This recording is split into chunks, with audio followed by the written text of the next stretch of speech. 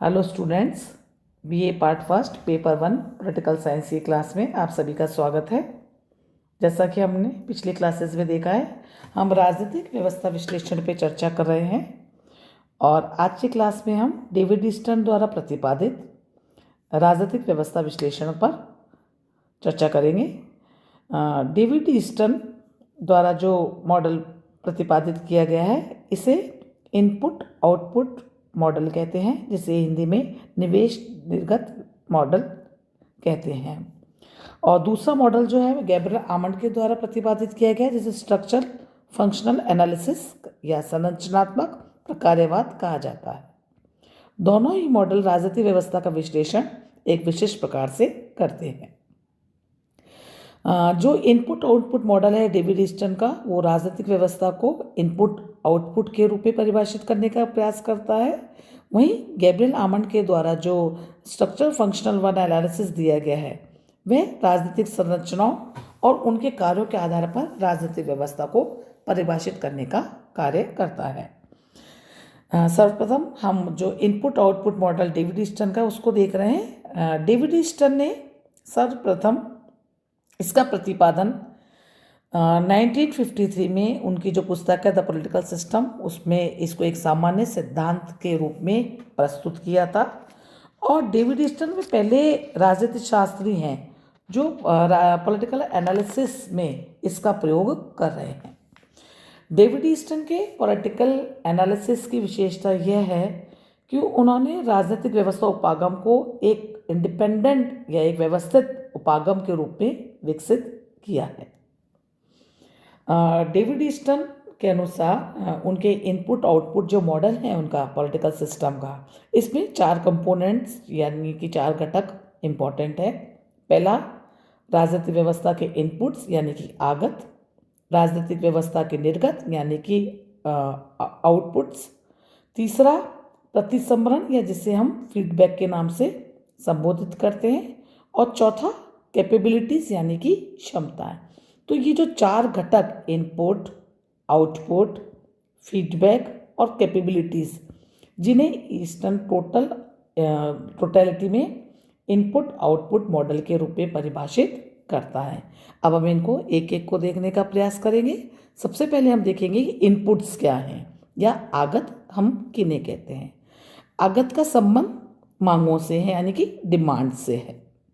मांगे राजनीतिक व्यवस्था में शासकों को संबोधित की गई राजनीतिक समुदाय की अपेक्षाएं होती हैं, यानी कि जन समुदाय अपने शासक वर्ग से किस प्रकार की अपेक्षा रखता है वो इस श्रेणी के अंदर आता है।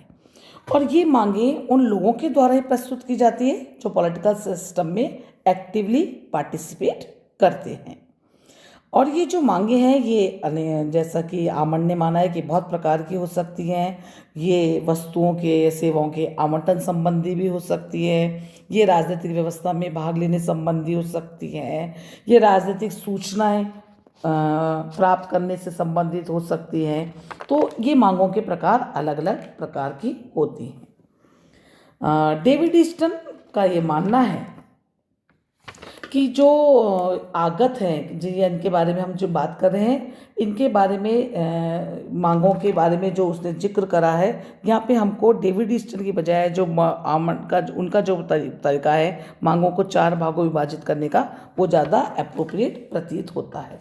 दूसरे पॉइंट जिसकी वो बात कर रहे हैं, समर्थन के बारे में जब बात हो रही है, तो डेविड ईस्टन का मानना है कि ये समर्थन काफ़ी प्रकार का हो सकता है, क्योंकि किसी पॉलिटिकल सिस्टम को चलाने के लिए मात्र डिमांड्स ही नहीं आ रही हैं, अपितु ये तो एक प्रकार से कच्चे माल की भांति है और इसको कच्चे माल को तैयार करके परिष्कृत रूप में सपोर्ट के रूप के अंदर हमको भार वापस से देना होता है।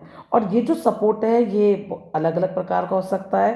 टैक्सेशंस के रूप में, हमारी जो सार्वजनिक सेवाएं हैं उनके रूप में, और पार्टिसिपेटरी जो हमारी एक्टिविटीज़ हैं जैसे मतदान करना, राजनीतिक विवादों या राजनीतिक कार्यों में सहभागी बनना और आज्ञा पालन करना जैसी, यानी कि हम कानूनों का पालन करें, इस रूप के अंदर सपोर्ट सोसाइटी के द्वारा या आदर सम्मान, जो भी हमारी जो रिस्पॉन्सिबिलिटी है या जो भी सार्वजनिक सत्ता है, उसको हम अगर जो आदर सम्मान देते हैं, उनके उनके प्रति जो सम्मान प्रदर्शित करते हैं, ये भी एक सपोर्ट का सिस्टम हो सकता है।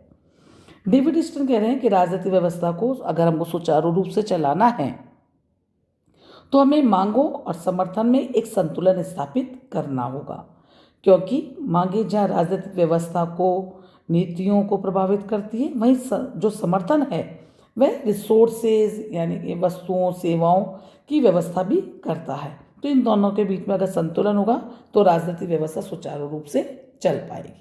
तो ये एक हमने फर्स्ट जो पॉइंट था इनपुट, इसके बारे में चर्चा हमारी हुई है। सेकंड पॉइंट हमारा जो है उसके बारे में हम ये देखते हैं कि आउटपुट्स के बारे में, कि निर्गत जो होते हैं वो दो प्रकार के होते हैं, सत्तात्मक और सहसत्तात्मक। पहले वाले जो सत्तात्मक या जो आधिकारिक होते हैं, जो अथॉरिटेटिव होते हैं, वो बाध्यकारी होते हैं, जो सामान्य कानून से लेकर न्यायालय के निर्णयों के रूप में भी हो सकते हैं। जबकि दूसरे प्रकार के जो आउटपुट्स हैं वो बाध्यकारी नहीं होते हैं, ये मात्र निर्देशात्मक होते हैं। ये दूसरा हो गया। तीसरा पॉइंट जिसके बारे में फीडबैक की बात हो रही है, ये फीडबैक की जो प्रक्रिया है, इसे हम एक ऐसे आदान प्रदान की प्रक्रिया भी कह सकते हैं जो हमारे जो पॉलिटिकल सिस्टम है इसको गतिशील बनाए रखती हैं। क्यों? क्योंकि इसके माध्यम से पॉलिटिकल सिस्टम को परफॉर्मेंस के बारे में सूचनाएं प्राप्त होती रहती है और जो राजनीतिक व्यवस्था के व्यवहार को प्रभावित करती है। चौथा और अंतिम पॉइंट जो आता है वो कैपेबिलिटीज़ का आता है, और ये कैपेबिलिटीज़ व्यवस्था की कैपेबिलिटी के बारे में है, या राजनीतिक व्यवस्था का सामर्थ्य क्या है, उसमें योग्यता कितनी है, वो किस उसकी कहाँ तक उसमें इतनी क्षमता है कि वो समाज से उठने वाली मांगों का सफलतापूर्वक सामना करती है, कि व्यक्ति या समूह के रूप में वो किस प्रकार से ये जो मांगे आ रही हैं उसमें किस प्रकार से वो एलोकेट कर पाती हैं, किस प्रकार से चीज़ों का निर्धारण करती हैं, वस्तुओं पुरस्कारों को वितरित करती है। यहाँ पे हम ये देखते हैं कि राष्ट्रीय और अंतर्राष्ट्रीय मामलों के संबंध में भी इतनी क्षमता किसी पॉलिटिकल सिस्टम में होनी चाहिए कि वह अपने आप को इस प्रकार बनाए कि लोग उसमें अपनी निष्ठा प्रकट कर सके। तो हम ये देखते हैं कि अपने इनपुट आउटपुट पूरे सिस्टम के द्वारा डेविड ईस्टन ने राजनीतिक व्यवस्था सिद्धांत को समझाने का प्रयास किया है। धन्यवाद।